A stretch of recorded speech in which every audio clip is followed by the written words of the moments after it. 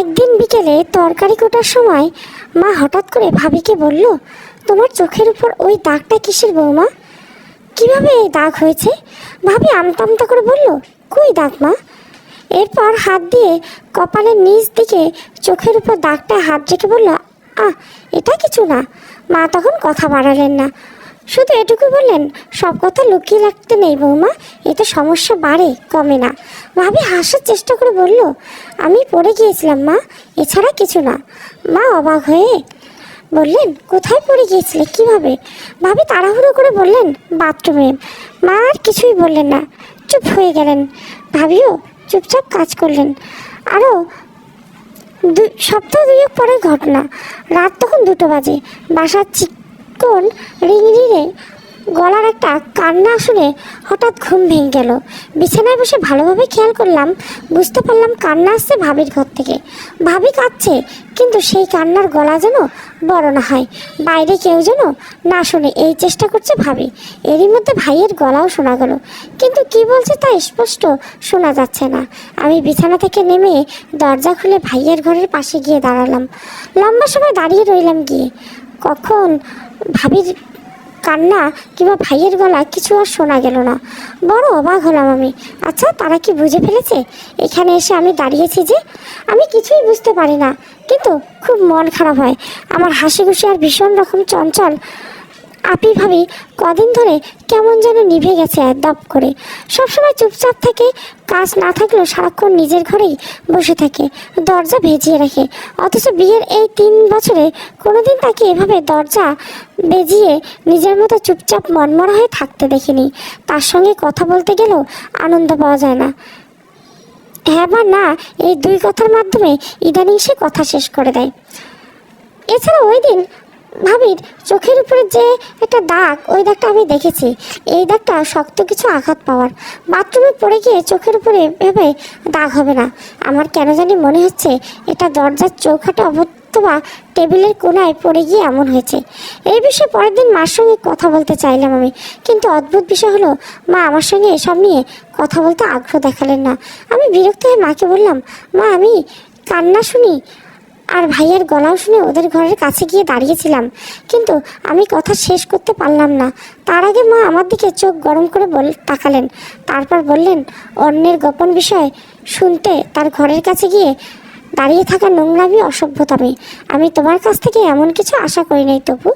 আমি আরও কিছু বলতে চাইলেন। মা বললেন, এখন আমার সামনে থেকে সরে যাও, আমায় বিরক্ত করো না দয়া করে।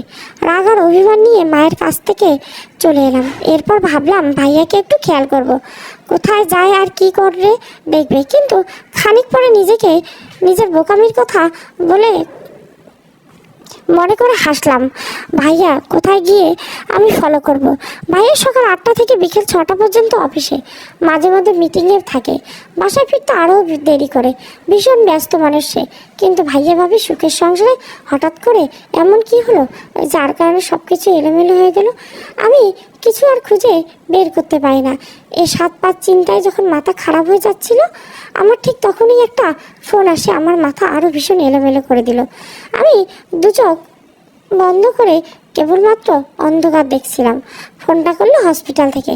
আমার বান্ধবী ফৌজিয়া ফোন করেছে। ফৌজিয়া সিলেট ওসমানী মেডিকেল কলেজ থেকে MBBS শেষ করেছে। এখন ময়মনসিংহের গ্রিন লাইফের চেম্বার আছে, এখানেই রুগী দেখেন। সে ফোন করে বলল, পেশেন্ট প্রাইভেসি গোপন রাখা একজন ডাক্তারের ধর্ম, কিন্তু আমি অপরাধ করে ফেলবো এখন, এটা করতে পারছি না তবু। কিন্তু তোকে কথা দিতে হবে, এটা কোনোদিন প্রকাশ করবি না, তুই কথা দিতে পারবি?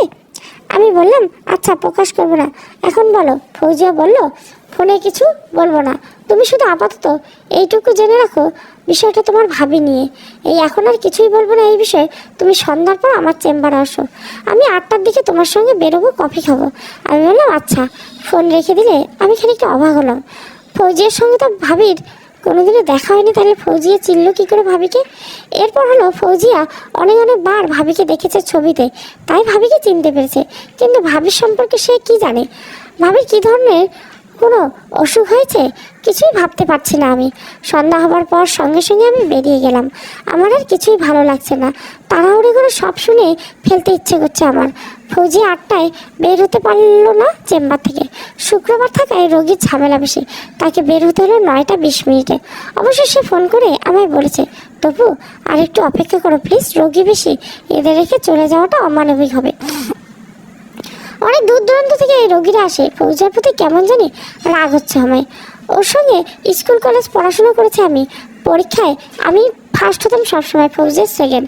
আমাকে টপকে যেতে সে সব রকম চেষ্টা করেছে, কিন্তু স্কুল কলেজ কোথাও আর আমরা উতরাতে পারিনি।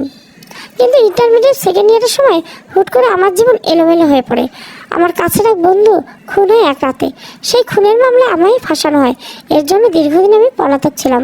অবশ্য যখন সব কিছু ঠিক হলো, মূল আসামি ধরা পড়লো, আসামিদের সাজা হলো, আমার উপর থেকে মামলা সরানো হলো। ততদিনে আমার জীবনের গুরুত্বপূর্ণ সময়টা পেরিয়ে গেছে। মেডিকেল পড়ার যে তীব্র ইচ্ছা এবং স্বপ্নটা আমার ছিল, তা ধূলিসাৎ হয়ে গেছে ততদিনে। কিন্তু ফৌজিয়া, কি সুন্দর ভাগ্য তার। আচ্ছা, আমি তো ওর মতো এমন ডাক্তার হতে পারতাম। আমারও এখানে রোগীদের উপচে পড়া ভিড় থাকতো এভাবে, আর আমার বন্ধুরা এলে আমিও তাদেরকে বলতে পারতাম, আর একটু অপেক্ষা কর বন্ধু, আজকে রোগীর ভীষণ চাপ। ঘড়িতে দেখলাম 9টা বেজে গেছে। গাল দুটো কেমন ভিজে গেছে জলে। আমি কি তাহলে কাঁদছি তো? আচ্ছা, জীবন এমন কেন? আমি তো কারো কোনো ক্ষতি করিনি, জেনেও না, না জেনেও না। তবু আমার ভাগ্য এমন কেন হলো? সবচেয়ে সুন্দর ইচ্ছেটা কেন আমার পূরণ হলো না? ফৌজি এলো 9টা 20 মিনিটে। কাঁধে কারো হাতের স্পর্শে আমি চমকে দেখি। পেছন ফিরে তাকাতে দেখি ফৌজিয়া। ভাগ্যিস খানিক আগে রুমাল দিয়ে 2 চোখ মুজে নিয়েছি, নয়তো সর্বনাশ হতো। ফৌজিয়া যদি দেখতো আমার চোখ ভর্তি জল, গাল দুটো ভেজা, চুপসানো, তখন কি হতো? কারণ জানতে চাইলে আমি কি বলতাম তাকে? ফৌজিয়া লজ্জিত হবার ভঙ্গিতে বললো, সরি তপু, লেট হয়ে গেছে, এখন চলো যাই। আমরা হসপিটালের বাইরে গিয়ে রিক্সায় উঠে বসলাম। ফৌজিয়া বললো, ইদানিং লেখালেখি কম করছো নাকি? ফেসবুকে পোস্ট করতে দেখি না যে। আমি বললাম, লিখতে আর ইচ্ছে করে না। ফৌজিয়া বললো, লিখতে হবে না, এটা ছাড়া যাবে না। তুমি পয়সার জন্য লেখো না, আমি জানি। তুমি যে টপিক নিয়ে লেখো, এটা কজন পুরুষ লেখে? নারীদের তো আজকাল সবাই পুতুল ভাবতে পারে। তাদের নামে শব্দ চাপিয়ে দিতে পারলেই যেন তারা স্বর্গে যেতে পারে। তবে সবের মধ্যে তুমি যে তাদের কথা লিখছো, তাদের অগ্রাধিকার নিয়ে কথা লিখছো, এটাই তো ছোট কিছু না তপু। আমি এই ধরনের বিষয়ে আর কথা বাড়ালাম না। আমি টপিক চেঞ্জ করে বললাম, ভাবির কি হয়েছে বলো, কি জানো তার সম্পর্কে? রিক্সা থেকে তখন নেমেছি আমরা কেবল। রিক্সা ভাড়া চুকিয়ে আমরা যেই না কফি শপে পা বাড়াবো, ঠিক তখনই ফৌজিয়া সে বলল, ভাবি গত সপ্তাহে আমার কাছে এসে অ্যাবর্শন করিয়েছে। তার 3 মাসের প্রেগনেন্সি ছিল। ফৌজিয়ার কথাটা আমি যেন ঠিক বুঝতে পারলাম না। আমি তাকে আবার জিজ্ঞাসা করলাম, ফৌজিয়া কি বললে যেন তুমি? ফৌজিয়া আমার হাতটা ধরলো, তারপর বললো, ভেতরে চলো, মাথা কুল রাখো। আমি ওর হাতটা ছাড়িয়ে নিলাম। ফৌজিয়া, আমার মাথা খারাপ হয়ে যাচ্ছে। তুমি কি করে এই সর্বনষ্ট করলে আমাদের? কফি শপের ভেতরে ঢুকে চেয়ার টেনে বসতে বসতে ফৌজিয়া বলল, অ্যাবর্শনের নেগেটিভিটি সম্পর্কে আমি তাকে বলেছি। তার থেকে কেস শুনতে চেষ্টা করেছি, বলেছি কেন এটা করতে চান তিনি বললেন, এখনই তিনি প্রিপেয়ার্ড না মা হতে। আরও নানান ঝামেলা আছে ফ্যামিলিগত, সব বলতে পারবেন না। আমার আগে শরীর কাঁপছে থরথরে। আমি বললাম, ফৌজিয়া তুমি বাধা দিলে না কেন? কেন দিলে না তাকে বাধা? ফৌজিয়া আবার রাগ দেখালো। সে বলল, সে যদি গর্ভধারণ করেছে, সে যদি তার গর্ভ নষ্ট করতে চায়, তবে আমি কি করবো তপু? আমি একজন ডাক্তার, আর তোমার এই বিষয়ে কিছু বলার আমার উচিত হয়নি। তোমার কাছে এটা বলাই আমার ভুল হয়েছে। এখন এটা নিয়ে কত ঝামেলা হবে কে জানে। হয়তো এই ঝামেলা এখন আমিও জড়িয়ে পড়বো। আমি একেবারে চুপ হয়ে গেলাম। ফৌজিয়া তো ভুল কিছু বলেনি। যার সন্তান, সে যদি সন্তানকে পেটে মেরে ফেলতে চায়, আর যদি কষ্ট না লাগে, দরদ না লাগে, তবে একজন ডাক্তার আর বা কী করার আছে এখানে? এরপর ফৌজিয়া যে আমার সঙ্গে বিষয়টা শেয়ার করছে, এটাই তো অনেক বেশি। আমি অনুতপ্ত হয়ে বললাম, ফৌজিয়া সরি। ফৌজিয়া হাসার চেষ্টা করলো, বললো, ইটস ওকে। এরপর সে বলল, এসব বিষয়ে মাথা গরম করা যাবে না। তুমি জ্ঞানী ছেলে, তোমার সম্পর্কে আমি জানি, এই জন্য তোমার সঙ্গে বিষয়টা শেয়ার করেছি আমি। তোমার ভাবি যে অ্যাবর্শন করেছে, বাচ্চা নষ্ট করেছে, এটা আমার স্বাভাবিক মনে হয়নি। ওরা কেমন যেন তাড়াহুড়ো ছিল, কেমন যেন অস্থিরতা ছিল। তুমি মাথা ঠান্ডা করে গোপনে ওষুধটা বের করার চেষ্টা করো, মাথা গরম করলে হিতে বিপরীত হবে। আমার মাথা এবার সত্যি খারাপ হয়ে গেছে, কিছুই বুঝতে পারছি না আমি। আচ্ছা ভাবি এমন কাজটা করবে কেন? আর একটা সন্দেহের বিষয় এখানে আছে, ভাবি যে 3 মাসের গর্ভ হয়েছে এই বিষয়ে বাসার কেউ জানে না। ভাবি এতদিন এই বিষয়ে গোপন রাখলো কেন? এটা কি গোপন রাখার মতো বিষয়? মাকে বললো না, আমাকে বললো না, ভাইয়া কি জানে বিষয়টা? জানলে সে গোপন করে রাখলো কেন? আর তাদের মধ্যে ঝামেলাটা আসলে কি নিয়ে? এই যে রাতের কান্না, চোখের উপর দাগ, এরপর আবার গোপনে অবর্ষণ করে বাচ্চা নষ্ট করে ফেলা, এইসবের কিছু কেন হচ্ছে? এর মূল কারণ কি? ভাইয়া এখানে কতটা রাহি? নিশ্চয় এর ভেতরে ভয়াবহ কোনো গড়বড় আছে, কিন্তু এটা কি এই ভয়াবহ রকমের রহস্য? আমি কিভাবে এটা জট খুলতে পারবো? এর জট খুলবো আমি কিভাবে? আমি নিজের মাথার চুল দিয়ে টানতে বললাম, ফৌজিয়া আমি কিভাবে এসব খুঁজে বের করবো বলো, কিভাবে? ততক্ষণে কফি এসেছে। ফৌজিয়া তার কাপে চুমুক দিয়েছে, কিন্তু আমার পেটে কফি খেতে ইচ্ছে করছে না।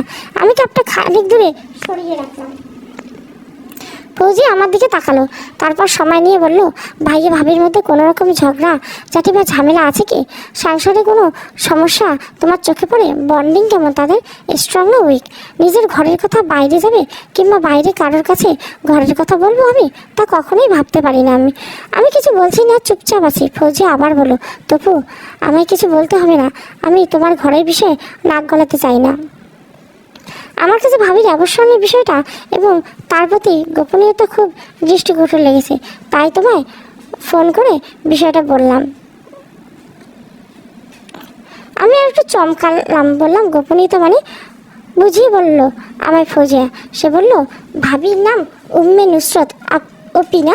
আমি বললাম, ভাইয়ার নাম অপু, মুহতাসিম বিসমিল্লাহ অপু, তাই তো?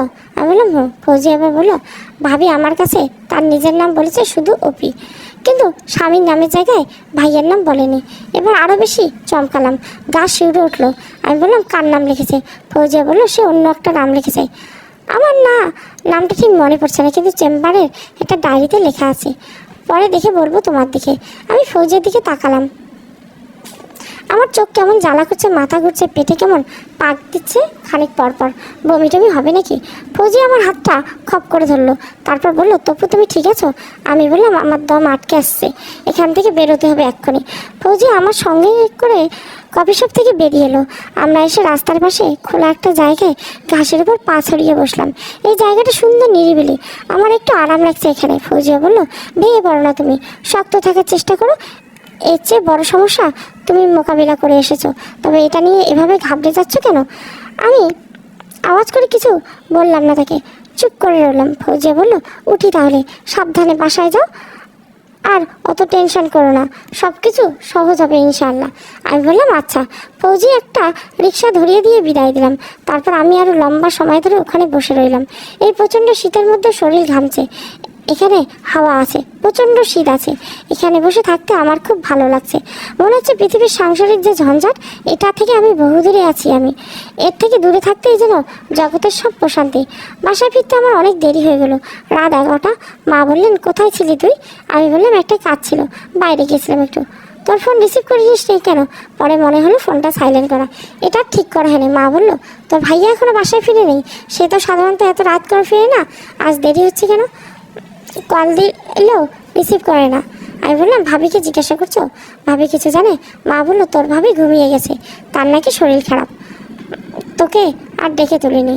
আমি ভীষণ অবাক হলে, অফিসভাবে বিয়ে হয়ে আসার পর কোনোদিনও ভাইয়াকে রেখে একা ভাত খায়নি। ভাইয়া অফিস থেকে ফেরার আগে কখনো ঘুমায়নি, এমনকি ওষুধ থাকলেও না। কিন্তু এখন এসব কি হচ্ছে? এত পরিবর্তন কীভাবে? আর ভাইয়া কেন এত লেট করছে আজ?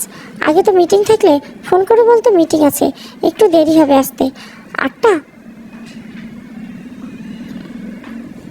বা 9টা, কিন্তু এই 11টা তো আমি কোনোদিন বাজেনি তার। আমি ফোন বের করে ভাইয়াকে কল করলাম, ভাইয়ার ফোন সুইচ অফ।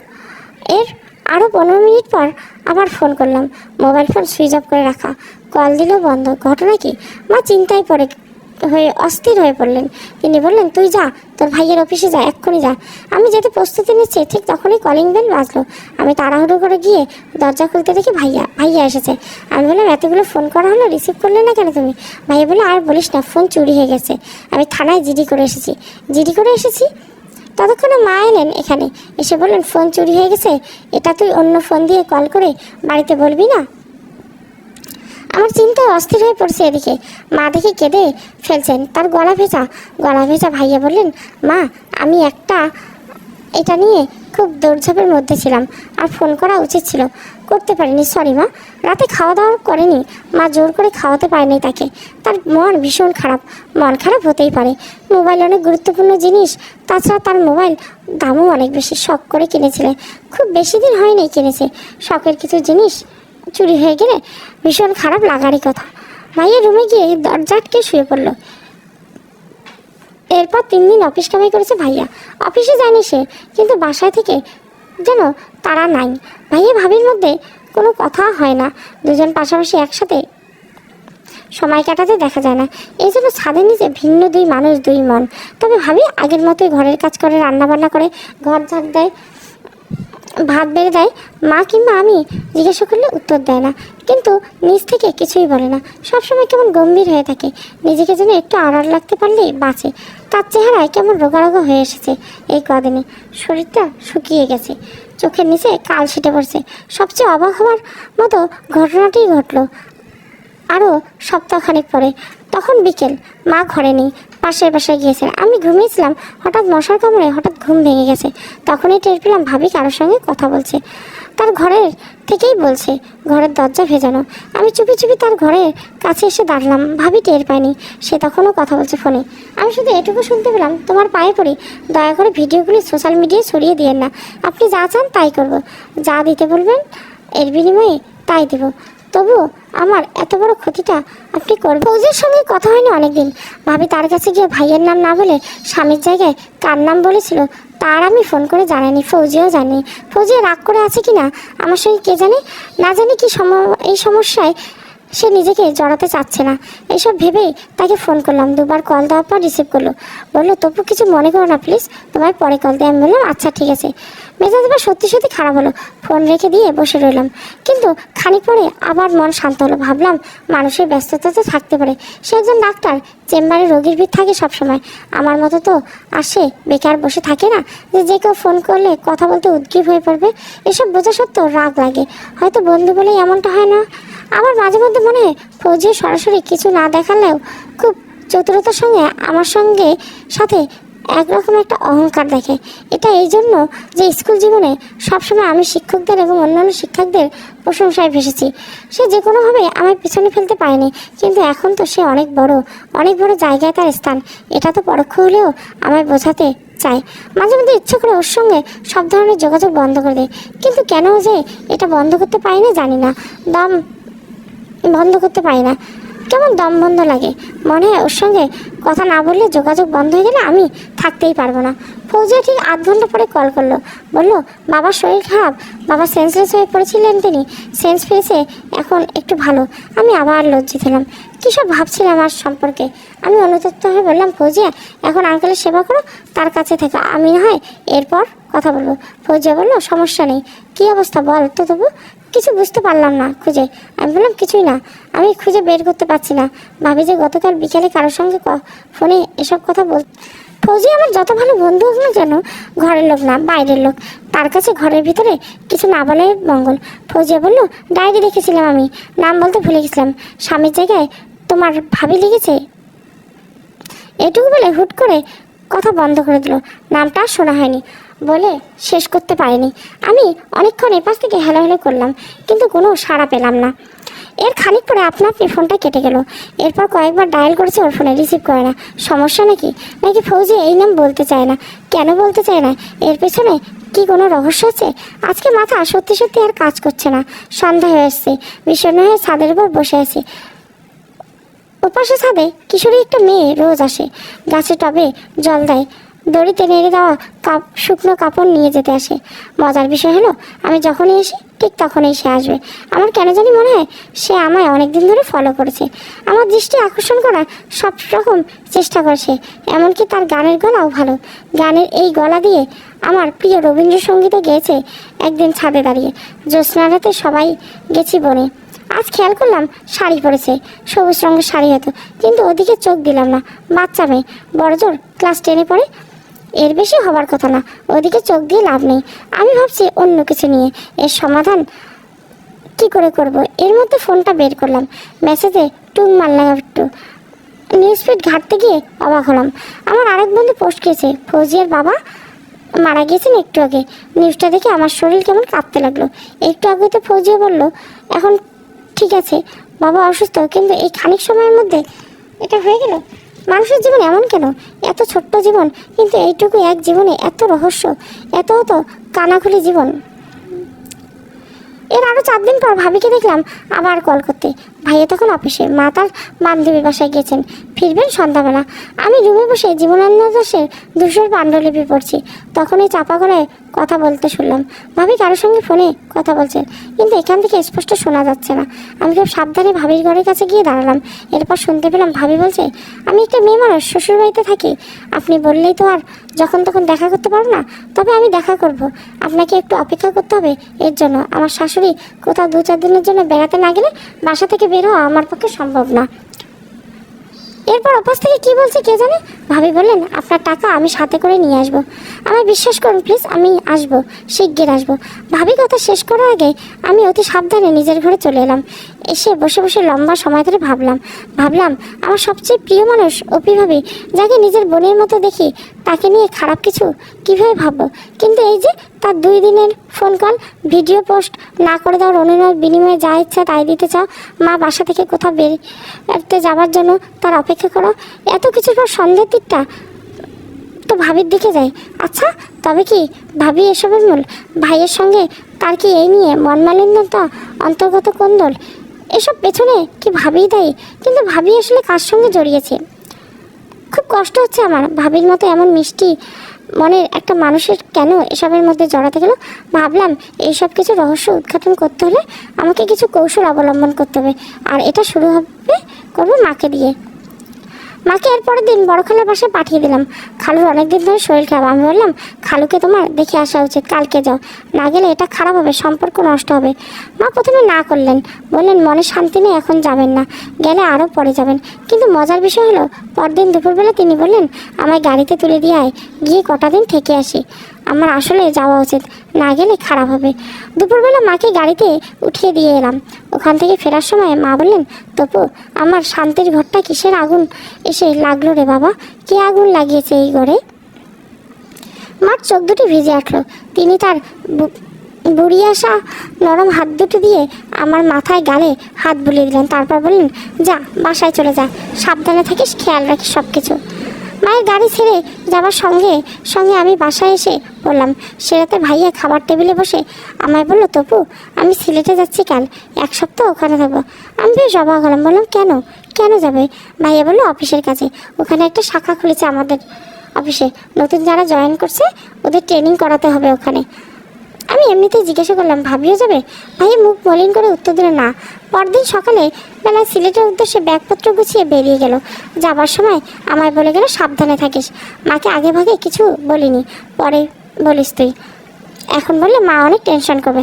আমি বললাম, আচ্ছা। কিন্তু ভাবির সঙ্গে তাকে কোনো রকম কথা বলতেই দেখা গেল না।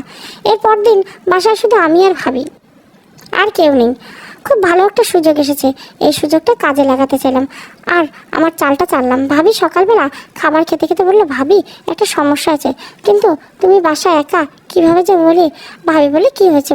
সমস্যা নেই। আমি বললাম, আমার এক বন্ধুর বাবা মারা গেছে, কিশোরগঞ্জে ওদের বাড়ি, গ্রামে, কিন্তু না গেলে হচ্ছে না। আমি গিয়ে জানাজা পড়ে এসে পড়বো, কিন্তু তোমাকে বাসায় একা রেখে কীভাবে যাই? ভাবি খানিকক্ষণ সময় চুপ করে রইল, তারপর বলল, কেমন সময় লাগবে? রাতের মধ্যে ফিরবি না? আমি বললাম, 10টার মধ্যে ফিরবো ইনশাল্লাহ। ভাবি বলল, আচ্ছা যা, তাহলে 10টার মধ্যে ফিরিস, কিন্তু আর ফিরতে দেরি হলে বা রাতে ফিরতে না পারলে আগেভাবে ফোন করে বলিস। আমি বললাম, আচ্ছা বলেই ভালো জামাটা পরে বাসা থেকে বেরিয়ে পড়লাম। কিন্তু দূরে আর কোথাও গেলাম না। বাসার আশেপাশে আড়াল থেকে নজর রাখতে লাগলাম বাসার দিকে। দেখতে লাগলাম বাসায় কেউ আসে নাকি। ভাবি নিজেই বাসা থেকে বেরিয়ে যায় কোথাও। অপেক্ষা করছি লম্বা সময়, প্রায় 3 ঘন্টা। এখন আর ভালো লাগছে না, অসহ্য লাগছে। আমার কেন জানি মনে হচ্ছে ভাবি আজ কোথাও বেরোবে না, কিংবা কেউ আসবে না এখানে। আমি উঠে পড়তে চাইলাম এখান থেকে, ঠিক তখনই কলটা এলো, ভাবির কল। ভাবি বললো, তুই পৌঁছেছিস গেছে? আমি বললাম, না ভাবি, গাড়ি পেতে সময় লেগেছে, এখনও রাস্তায়, আরও ঘন্টাখানেক লাগবে। ভাবি বললো, আচ্ছা সাবধানে যাস, বলে ফোন রেখে দিলাম। ফোন রাখা ঠিক 10 মিনিট পর কালো গাড়িটা এসে আমাদের গেটের সামনে দাঁড়ালো। আর মিনিট 2-এর মধ্যে গাড়ি একটা ডোর খুলে গেল। তখনই গেট খুলে বেরিয়ে এলো ভাবি। এরপর এদিক ওদিক তাড়াহুড়ো করে গাড়িতে উঠে বসে পড়ল। ভাবির গাড়িতে ওঠার সঙ্গে সঙ্গে ডোরটা আবার বন্ধ হয়ে গেল এবং সঙ্গে সঙ্গে গাড়িটা পেছনে ঘুরিয়ে রাস্তার দিকে নিয়ে চলে গেল। কোন দিকে ছুটে যেতে আমার মাথায় একটা চক্কর দিয়ে উঠলো। আমার কেন জানি মনে হচ্ছে ভাবি বড় কোনো ধরনের একটা চক্রের হাতে আটকে গেছে কোনো কারণে। আবার মাঝে মধ্যে এও মনে হচ্ছে চক্রফক্র কিছুই না, ভাবি অন্য কারোর সঙ্গে সম্পর্ক তুলছে আর সেই সম্পর্কে ফসল তার গর্ভে এসেছিল। ভাইয়া কোনোভাবে হয়তো বিষয়টা আঁচ করেছিল, এই জন্য হয়তো ভাইয়া আর ভাবির সম্পর্কে অবনতির দিকে। আর ভাবি যেহেতু অন্য কাউকে মন দিয়ে বসেছে, তো এই সংসার এই ঘরে তার মন না বসাই তো স্বাভাবিক। আর তাই নিজের বরকে যদি তার আপন মনে না হয়, তাহলে বরের মা কিংবা ভাইকে তার আপন মনে হবে কিভাবে? কালো চকচকে রঙের গাড়িটা মুহূর্তে চোখে রাখার হয়ে গেল। কিন্তু এই মুহূর্তে আমি কি করব কিংবা আমার কি করা উচিত আমি কিছুই বুঝতে পারছি না। কিংকর্তব্য মূর্তি হয়ে বসে পড়লাম। এটা গল্প সিনেমা হলো সম্ভবত, যে আমি দৌড়ে গিয়ে কিংবা একটা চলন্ত মোটরসাইকেল বা চালকের থেকে কেড়ে নিয়ে গাড়ির পিছনে পিছনে ছুটে দিতাম এবং ফলো করতে দেখতাম ওরা কি করে, কোথায় যায়। কিন্তু এটা তো সিনেমা নয়, বাস্তব। আর বাস্তব বড় কঠিন। হঠাৎ করে নিজেকে পৃথিবীর সবচেয়ে অসহায় মানুষটি মনে হলো আমার, এবং এটা প্রথম ভাবির প্রতি প্রচণ্ড ঘেন্না হচ্ছে। ঘেন্নায় থুক করে একদম থুতু ফেললাম আমি মাটিতে। রাগে আমার শরীর থরথর করে কাঁপছে। বাসায় চলে যেতে ইচ্ছে করছে না, এখানে বসে থাকতে পারছি না, শরীর ভীষণ খারাপ লাগছে। কিন্তু বাসায় যাওয়াটা উচিত হবে কি না আমার? আমি চাই না ভাবি এসে দেখুক আমি আগে ভাগে বাসায় ফিরেছি, বরং ভাবি যখন ফিরবে এরপর ঘন্টাখানেক পর আমি বাসায় ফিরবো, এর আগে না। আপাতত ভাবি ফোন টোন করলে রিসিভ করবো না, কিন্তু এখানে বসে কিছু সময় কাটছে না, একা একা ভালো থাকতে ভালো লাগছে না। আচ্ছা আমি কি একটু হাঁটাহাঁটি করবো? একবার দাঁড়ালাম বসা থেকে, ভাবলাম নদীর পাড় ধরে একটু হেঁটে আসি। নদীর পাড়ে নানান বুনো ফুল ফুটেছে। নদীর জলে নিশ্চয়ই এখন একদল হাঁস হুল্লোড়ে মেতেছে। নদীর পাড় ধরে হাঁটলে অনেক ভালো লাগবে, কিন্তু পরক্ষণে মনে হলো এটা কিছুতেই করা যাবে না। ভাবি যদি কোনোভাবে জেনে ফেলে যে আমি কোথাও যাইনি, আশেপাশে ছিলাম, তখন সর্বনাশ হবে। খেলাটা হয়তো এখানেই থেমে যাবে। কিন্তু আমি এর সবটা না জেনে, এর রহস্য খুঁজে না বের করে কিছুতেই থামতে চাচ্ছি না। হঠাৎ ফোনটা বাজলো, উঠলো আমার। ভাবলাম ভাবি ফোন করেছে, কিন্তু পকেট থেকে বের করে দেখি ভাবির ফোন না, মা কল করছে। ফোন রিসিভ করার সঙ্গে সঙ্গে উপাস থেকে মা বললো, কী করো তপু? আমি আমতা করে বললাম, শুয়ে আছি, গল্প করছে। মা বললো, আচ্ছা ঠিক আছে, বৌমা কী করে? আমি বললাম, ভাবি তার ঘরে। কী করে জানি না। মা মনমনা বললো, আমার না কেমন যেন লাগছে। মা শান্ত হয়ে আছে ভীষণ, ছটফট করছে শুধু। সাবধানে থেকো তোমরা। অপু কে ফোন দিয়েছিলাম, সে অফিসে বলেছে দেরি না করতে, সকাল সকাল অফিস করে চলে আসতে। আমি বললাম, অত টেনশন করো না তুমি মা, এই জন্য তোমার শরীর খারাপ লাগছে। হাজব্যান্ড ওয়াইফের মধ্যে একটু একটু ঝগড়া হতেই পারে, এটা কদিন থাকে, এটা তো তেমন কোনো বিষয় না, সব ঠিক হয়ে যাবে। মা বললেন, তুমি ছোট মানুষ তবু, তোমাদের পেটে ধরেছি, আদর করে বড় করেছি, তুমি আমার কষ্টের যন্ত্রণা বুঝবে না। আমি যে তোমার বড় খালার বাসায় এসে হঠাৎ চলে এসেছি, যদি তুমি বলছো আসতে, তোমার এই বলায় কিন্তু আমি কোনোদিন আসতাম না তোমার খালার বাড়িতে। নিজের সন্তানদের রেখে আমার কোথাও যেতে ইচ্ছে করে না। আমি এখানে এসেছি মনের শান্তির জন্য। ঘরের ভিতরে যে একটা যুদ্ধ চলছে, এই যে গোপন এক দ্বন্দ্ব, এসব আমার আর সহ্য হচ্ছে না। তাই ওখান থেকে আড়ালে এসে থাকতে চেয়েছি কটা, কিন্তু এখানে এসেও কোনো লাভ হয়নি। আমার মন এখন আরও বিষিয়ে গেছে, কিন্তু বাসায় ফিরতে আর সাহস হচ্ছে না, মনটা টানছে। আমি এখানে বেশ কদিন থাকবো, তুমি সাবধানে থেকো তপু। অপুকে নজরে রাখবে, বৌমাকে। আমি জানি বৌমা উপরে যতটা সরল, ভেতরে ততটা চতুর। আমি বলছি না সে মেয়ে হিসেবে মন্দ, এটা কোনোদিনও বলবো না আমি। বৌমা আসার পর থেকে আমি তাকে নিজের মেয়ের মনে আদর করেছি। যে আমার আদর নিয়ে, সান্নিধ্য নিয়ে, যত্ন নিয়ে আমার মেয়ে সন্তান না থাকায় চাপা দুঃখটা গুছিয়ে দিয়েছিল। সে যাই হোক, তোমার সঙ্গে এসব নিয়ে কথা বলতে চাই না। অপু আমার গর্বের সন্তান, সেও মুখ ফুটে কিছু বলছে না। অপিকে যাই নিজের মেয়ে ভাবলাম, এত সোহাগ আদর দিলাম, সেও কোনোদিন কিছু বলছে না। আমি অপিকে বলেছিলাম সব গোপন রাখলে সমস্যা কমে না বাড়ে। অপি আমার কথা শুনিনি। আচ্ছা এখন রাখি, ভালো লাগছে না আর কথা বলতে, সাবধানে থাকো তুমি, বলে মা ফোন কেটে দিলেন। মায়ের সঙ্গে কথা বলার পর থেকে মনটা ভীষণ ছটপট করছে, ভীষণ খারাপ লাগছে আমার। শেষে কয়েকটি কথা বলার সময় মায়ের গলা ভিজে এসেছিল। আমি মায়ের থেকে বহু দূরে থাকার পরও টের পেয়েছি মা কাঁদছে। তার চোখ থেকে টপটপ করে জল গড়িয়ে পড়ছে গালের উপর। বুড়ো হাতের পিঠ দিয়ে এখন মা নিশ্চয় তার দুটি গাল মুছছেন। আহা বেচারি, মা হবার এই দুঃখ, তার নিজের সব সুখ শান্তি আরাম আয়েসের কথা ভুলে গিয়ে নিজের সন্তানের জন্য সবসময় উদ্গ্রীব থাকতে হবে। সন্তানের ভালো মন্দ নিয়ে সবসময় ভাবতে হয়। কীভাবে এসবের সমাধান করব আমি কিছুই বুঝতে পারছি না। ভাইয়ের কাছে ফোন দিয়ে জিজ্ঞাসা করবো নাকি আসলে তার আর ভাবির মধ্যে কী ঘটছে? অনেক ভেবেচিন্তে দেখলাম এটা করা ঠিক হবে না। ভাইয়া অফিসের কাজে এক শহর ছেড়ে অন্য একটা শহরে গিয়েছে। তাকে কোনোভাবেই এই মুহূর্তে বিরক্ত করা উচিত হবে না। যখন কোনো সমাধান মাথায় আসবে না ঠিক তখনই আবার ফৌজিয়ার কথা মনে পড়লো। আঙ্কেল মারা গেছে 10-12 দিন হলো। এখন তাকে কি ফোন করা যায়? এছাড়া তো সমাধানের কোনো পথ দেখিয়ে নাই আমার কাছে। ফৌজিয়ার কাছে বিরাট একটা তত্ত্ব আছে। সে জানে অপি ভাবি আমার ভাইয়ের নাম না বলে কার নাম বলেছিল। আমার মন খুব পড়েছে। আমি যদি সেই নামটা জানতে পারি আর খুঁজে বের করতে পারি লোকটি, তবে এর সমাধান আমি খুঁজে বের করে ফেলবো।